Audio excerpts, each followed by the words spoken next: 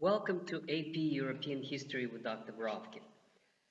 Today we'll continue to talk about Bismarck and unification of Germany, part 2. In the first part, we did discuss the personality of Bismarck, his political views, his beliefs, his ethical norms, and finally his coming to power and initiating stage 1 of the unification of Germany, which was the affair over Schleswig-Holstein. Today we continue and we'll talk about the stage 2, the Austrian War, stage 3, the Franco-Prussian War, and then we'll address the principles that he implemented in terms of German government and the kind of a state structure that Bismarck has created once he has become full control over Germany. So, the first stage, as we said, finished with the joint Austrian-Prussian control over Schleswig-Holstein. The Schleswig was Prussian, the Holstein was Austrian, and it was supposed to be a mobilization of Germans against the outsiders, against the Danish, and it went fairly well. Now we come to Act 2, which is perhaps much more dramatic and a real war, and that is the War of 1866 between Prussia and Austria. Now, what should be noticed here is again is a very skillful diplomatic work of Chancellor Bismarck, because he actually organizes it that the Austrians begin the hostilities. He provokes them into war, and that's exactly what he wants. So basically, the issue, the casus belli, the cause of war, is Prussian action in Holstein. They basically cross over and occupy Holstein, which of course is by violation of their own agreement with Austria that it belongs to Austria. So he does provoke Austrians into action. The Prince of Austrian armed forces attacks the Prussians, and that is known as the Battle of Königgrätz or Sadova, a place in Bohemian lands. It's a pretty serious conflict. There's 150,000 troops in the battle. There's a real battle. There are people killed, and the Prussians win.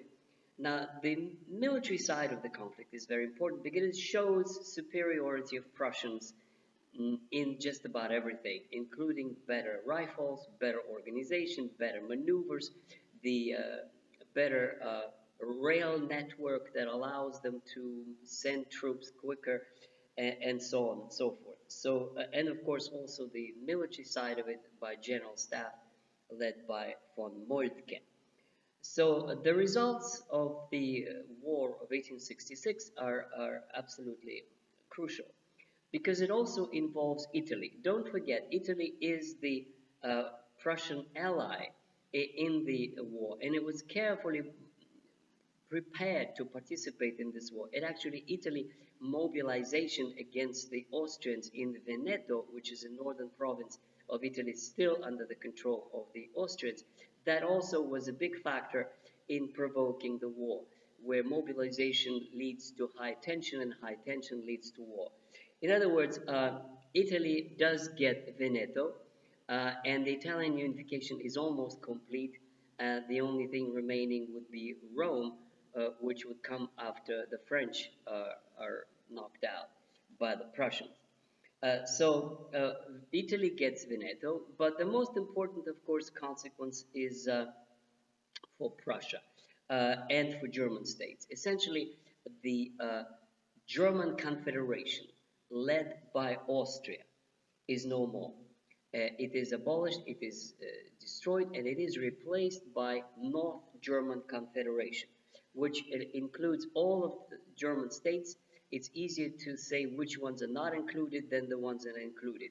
The ones that are not included is in the south. It's Baden, Württemberg, and Bavaria.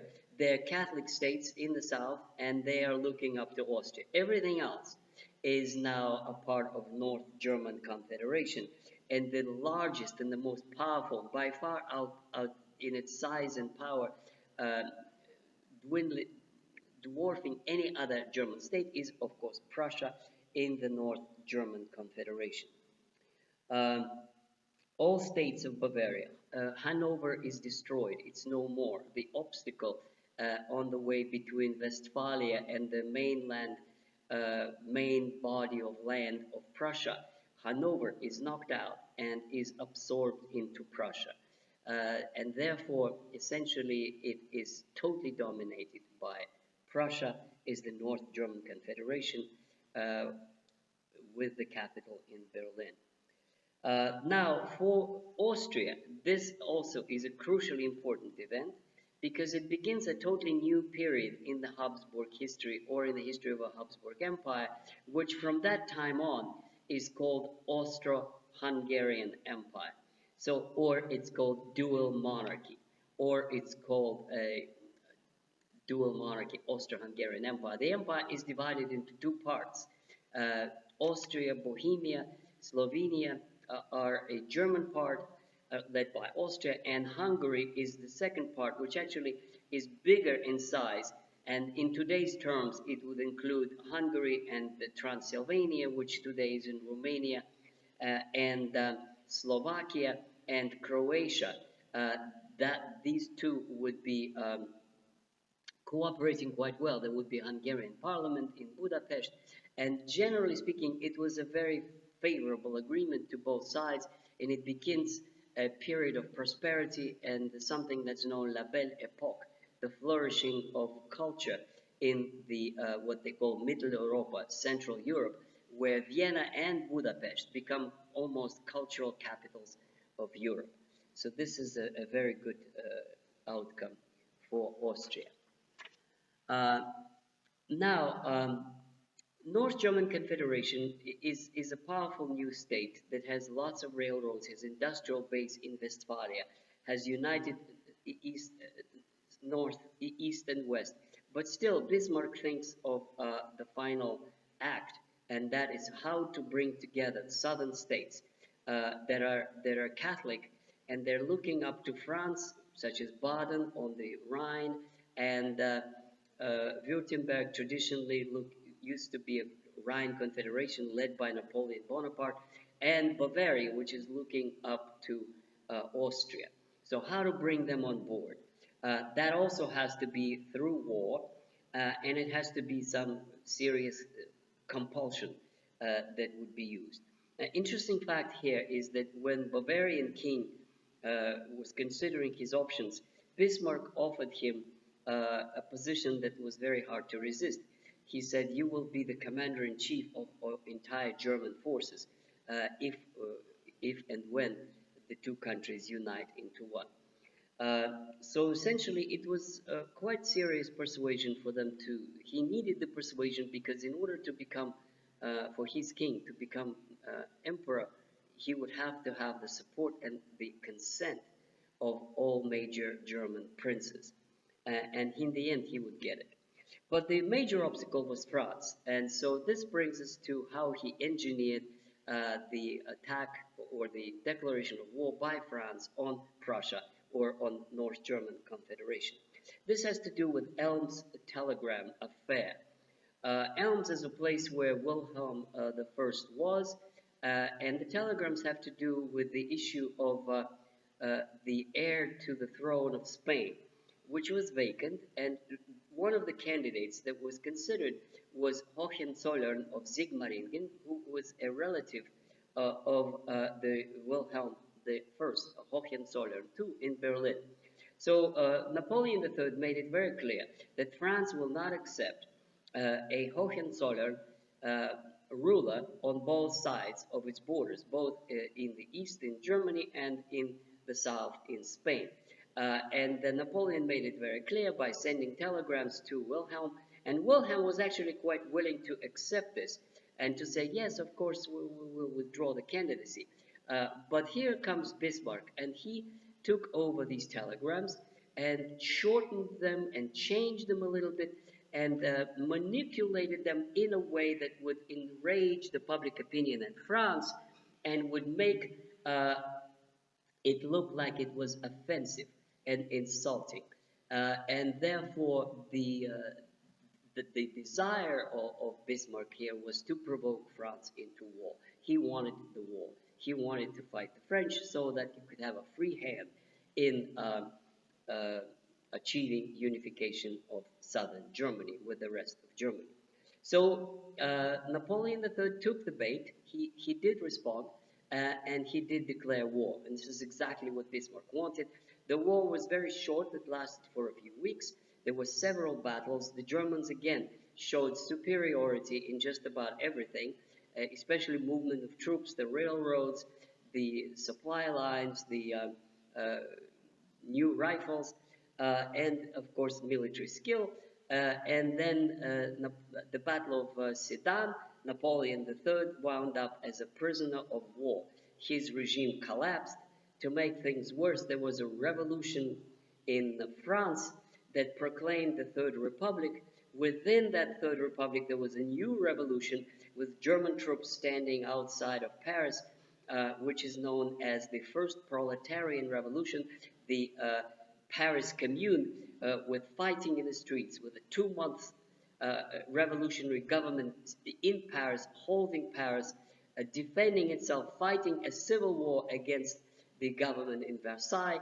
France is torn between the revolutionaries and the conservatives in the context of German occupation. It is in that context that in Versailles, in January 1871, that in the Hall of Mirrors, Bismarck proclaims the formation of a Deutsches Reich, which is translated as German Empire. Strictly speaking, the correct translation would be German state.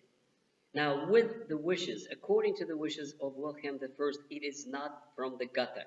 It is not from voting or public expression of public confidence through any parliament.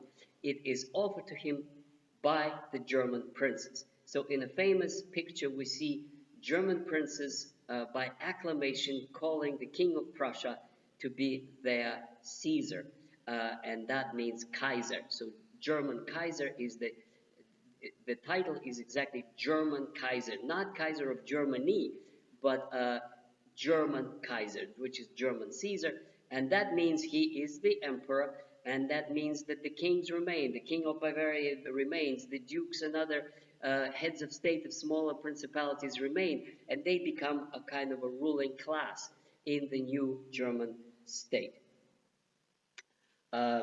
which is a period of triumph for, of course, Bismarck and the final creation of his new united Germany that turns out to be the most powerful economic engine in Europe that would dominate European affairs from that time to the present. Now, a few words needs to be said about the economic policies of Bismarck. And that needs to be explained a little bit too. He's known usually as sort of not very positive, that he's a conservative, that he had a very conservative control of the press, that he had a Kulturkampf, which was attacking the Catholics, and many other sort of guilty things are pinned on him.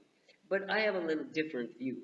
It seems to me that the best way to characterize Bismarck's domestic policies would be revolution from above.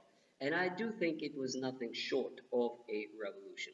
Well, we'll start with a new parliament that is called the Reichstag. When he first offered it to Wilhelm I, he didn't want to do it. He said, what are you offering to me, sir, is a revolution, in a famous exchange. To which Bismarck responded, yes, sir, but it will be your revolution. So it was a very, very clever move.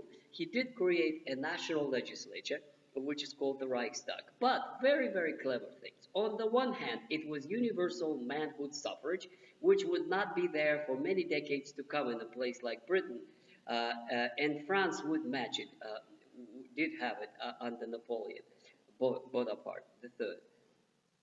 But on the other hand, that legislature could not initiate legislation. It had to be sort of subsidiary to the government of Chancellor which was Bismarck.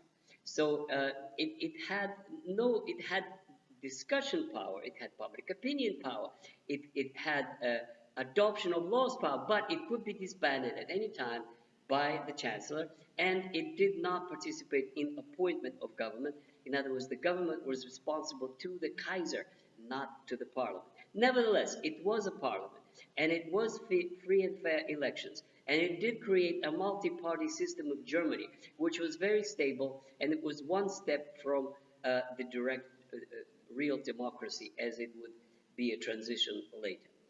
Now, his most important accomplishment, which I believe is what qualifies as a revolution, is his social policy.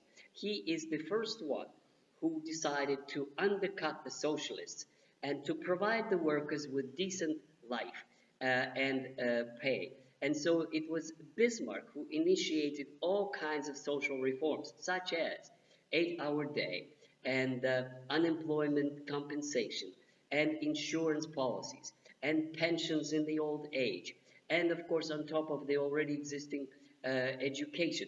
In other words, you could say that Marx is the author of class struggle for the well-being of the working classes. But the person who really put it on the ground and implemented to undercut the Marxists was Bismarck. And in that sense, he was a revolutionary from above. His social policy would be something that is not matched in England for many decades to come. And in that sense, he was a pioneer in domestic reform. Now, about the foreign policy. Usually they accuse this as a Reich, this is an empire, German empire. I mean, come on. Look, if you compare it to England, that was the real empire. This is where they were drugging the Chinese and they were exploiting India. I mean, and they were conquering half of Africa. Germany had no colonies. Moreover, when Bismarck was told that perhaps they should also go to Africa and get some piece of action, he said, no.